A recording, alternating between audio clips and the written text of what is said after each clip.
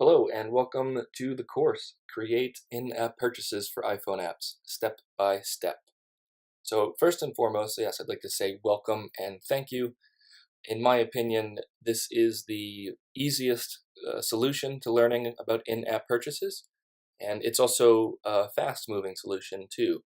There's only about 14 short videos, and there's a quiz at the end, which you can use to reinforce your knowledge from the course. But the main benefits here that you're going to get out of this, you're going to learn about in-app purchases. You're going to learn how to set everything up so you can actually implement them, whether that be on iTunes Connect or within the app itself.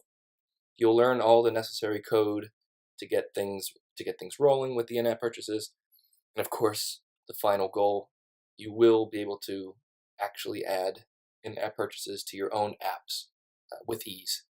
This course is quick. It can be done in an afternoon, and after that point, you'll have a nice extra long-term skill and be a much stronger developer.